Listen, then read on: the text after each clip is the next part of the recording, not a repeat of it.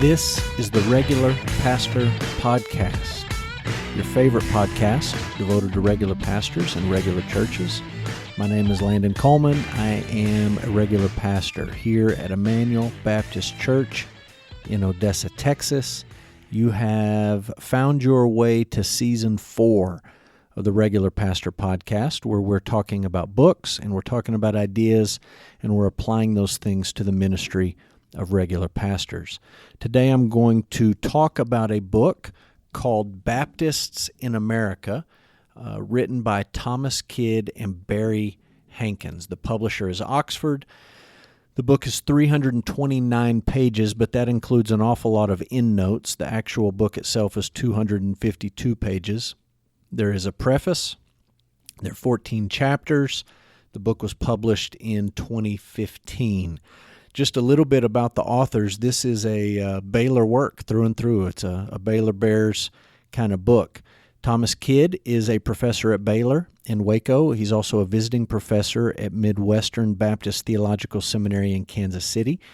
Kidd did his undergrad at Clemson, and he received a PhD from Notre Dame. He has written a lot of books about religion in America.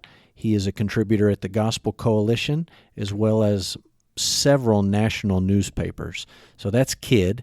Co-author is Barry Hankins. Hankins is a professor and department chair at Baylor in Waco. He's also a former basketball player for the Baylor Bears. He did his undergrad at Baylor, and he received his PhD from Kansas State. As a Jayhawk fan, I'll forgive him for that. Hankins has written a lot of books as well. He is also a contributor to the Gospel Coalition. The big idea of this book is really important, especially if you're a Baptist. These guys argue, Kidd and Hankins argue, that Baptists have a unique history, and their unique history is one where they are both outsiders and insiders. From the beginning, Baptists were outsiders. They refused to baptize babies.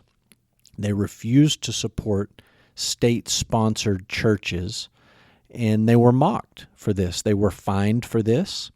At times they were imprisoned for this. They were persecuted and beat for this. And some of them were even killed because they refused to go along with the baptism of babies or the support of state churches. They won in this role as outsiders by defending religious liberty, which became the law of the land in the United States, thanks to a Baptist partnership between James Madison and Thomas Jefferson. Not that those two guys were Baptists, but in working with Baptists, religious liberty became the law of the land in the United States. The result was the First Amendment and what is often called the Wall of Separation. Baptists sort of overcame that outsider status, moved towards insider status, and they started to grow through the American Revolution. Before and after the Civil War, there were an awful lot of strong personalities during this period, and especially in the South, Baptists ended up not as outsiders but as insiders. And the unique legacy of all this is that Baptists still think and act like outsiders, even though they're insiders in the South. And the most fascinating piece of all of this is that as the cultural landscape of the United States continues to change, Baptists may yet once again find themselves as outsiders, and their history will serve them well in knowing how to live as outsiders. So, a couple of important ideas from this book. Number one, Baptists from their beginning were outsiders. The authors, Kidd and Hankins, talk about the first Anabaptists who were persecuted by both Protestants and Catholics. They talk about the first English separatists who were also persecuted for their convictions. And the authors make the point that their experience, the early Baptist experience, put steel in the spine of these first Baptists. And some of that anti-establishment defiance, that stubbornness still exists in Baptists today within our churches, within our denominations, and even with Baptists as they interact with the broader culture. Another important idea in this book is the Baptist contribution to religious liberty. The Baptist commitment to their doctrinal convictions during the colonial period made them champions of religious freedom and religious liberty. All of the original colonies had state-sponsored churches. There was no separation between church and state. And with religious liberty becoming a big issue in the 21st century, something that's now under threat and something that many people question the value of, once again, we need Baptists to stand up and to defend religious liberty. They've done it in the past. We've done it in the past. And they're going to need to do it again in the years to come.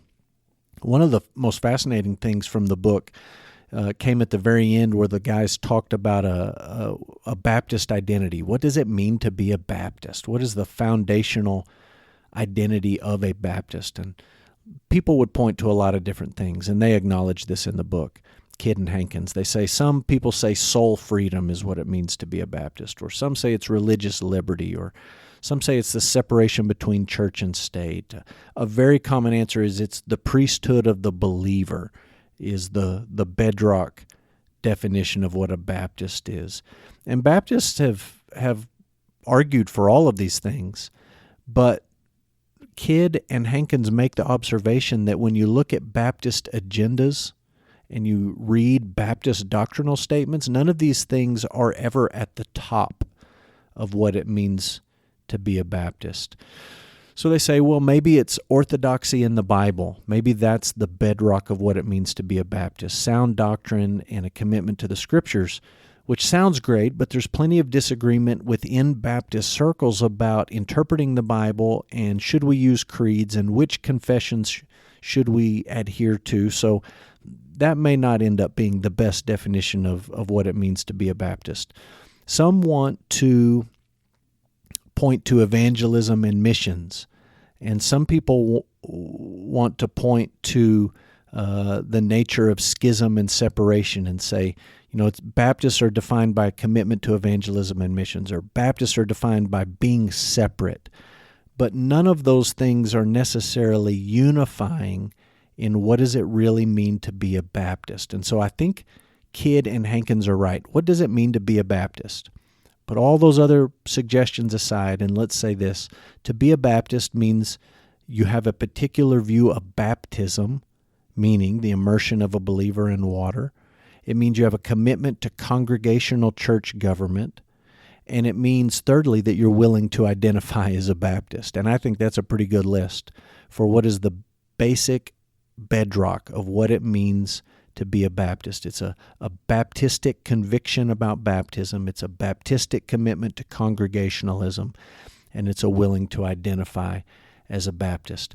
I love the quote. My favorite quote in the book, page 249, says this, quote, "As it is often said, there is no Baptist church, only Baptist churches. Similarly, there is no Baptist theology, only Baptist theologies." That's page 248 and 249. And that's certainly true today when you look across the United States at Baptist churches. If you just ask somebody, what do Baptists believe, you would say, you got to be more specific. Which Baptists? Which church? Which Baptist theology are you talking about? That's not just true when you compare the Bible Belt to the Pacific Northwest or to New England. That's true within the Bible Belt. Not all Baptist churches believe the same thing, and so we've certainly got to do our homework when we're talking about Baptist theology, Baptist doctrine, Baptist churches. Not all of them line up in exactly the same ways. Christians in 2021, I think, can benefit from this book because in the 21st century in the West, in the United States, Christians are living with this tension of insider and outsider, especially those who live in the Bible Belt or those who live outside the Bible Belt. And your experience may skew one way or the other. You may be in a place where you're more of an insider. You may live in a place where you're more of an outsider. But I think Baptists can remind us that if you fully embrace outsider status, you end up withdrawing from the world, and you can't be salt and light to a dark and decaying world. But on the other hand, if you fully embrace your insider status, eventually you give in to theological compromise and moral compromise, and again, you're not salt and light to those that are around you. And so Baptists are uniquely qualified to teach us how to accept our status as outsiders while also seeking to influence culture and politics and business from the inside.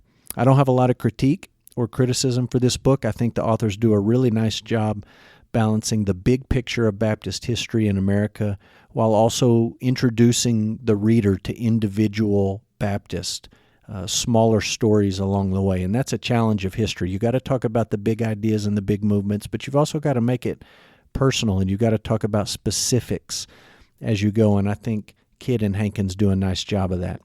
Goodreads rating for this book is 4.15. The regular pastor rating is a solid 4.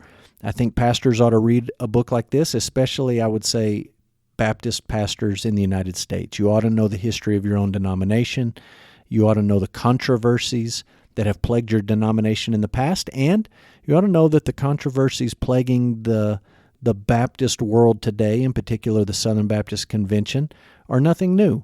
Baptists have always had controversies and debates and disagreements, and we have wrestled with being insiders and being outsiders, not just in the broader culture, but within our own movement. So I think there are lessons in this book from our past that we ought to learn and live out today. So there you go. That's Baptists in America by Thomas Kidd and Barry Hankins. Thanks for listening to the Regular Pastor Podcast. Subscribe for weekly episodes as they drop every Monday. Thanks in advance for a great rating wherever you may be listening. Follow us online at regularpastor.com. Find me on Goodreads. Search for Landon Coleman. If you've got a book recommendation, send it my way. Landon@EmmanuelOdessa.com. Until next Monday, this is the Regular Pastor